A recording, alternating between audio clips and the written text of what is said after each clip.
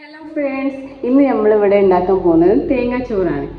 എന്നും നമ്മൾ ഈ സാധാ ചോറ് തിന്ന് മടുക്കുമ്പോൾ നമുക്കൊരു വെറൈറ്റി ആയിട്ട് ഉണ്ടാക്കാം. അപ്പം നമുക്കിതിൽ രാത്രി ഈ തേങ്ങ ചിരണ്ടി വെച്ചിട്ടുണ്ടെങ്കിൽ രാവിലെ പിന്നെ ഒന്നും നോക്കാനില്ല, ഒക്കെ സിമ്പിളാണ്.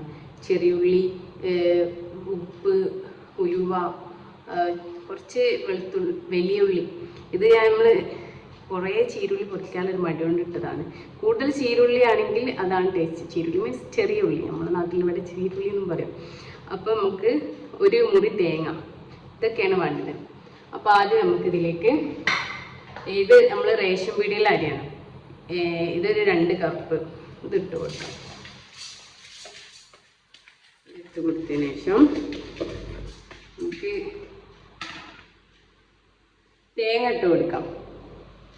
തേങ്ങ, ചെറിയുള്ളി, ഉപ്പ്, ഉലുവ, വലിയ ഉള്ളി എല്ലാം ഒരു പോട്ടിലിട്ട് പെട്ടെന്ന് തയ്യാറാക്കാൻ പറ്റിയൊരു ചോറാണ് ഈ തേങ്ങാച്ചോറെന്ന്. ഇത് നന്നായിട്ട് മിക്സ് ചെയ്യാം, എല്ലാം മൊത്തത്തിലൊന്ന് മിക്സ് ചെയ്തെടുക്കാം. എന്നിട്ട് ഇതിലേക്ക് ഒരു 3-3.5 കപ്പ് വെള്ളം ഒഴിക്കാം. അരി മൂടി നിൽക്കുന്ന ലെവലിൽ വെള്ളം ഒഴിക്കാം. എന്നിട്ട് കൈവച്ച് നന്നായിട്ട് മിക്സ് ചെയ്തെടുക്കാം.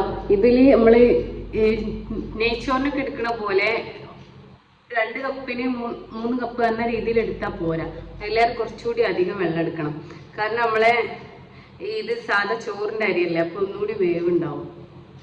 ഏത് അരി വേണമെങ്കിലും എടുക്കാം. ഞാനിവിടെ റേഷൻ പീടികയിലെ അരിയാണ് എടുത്ത് പെട്ടെന്ന് വെന്ത് കിട്ടാൻ വേണ്ടിയിട്ട്.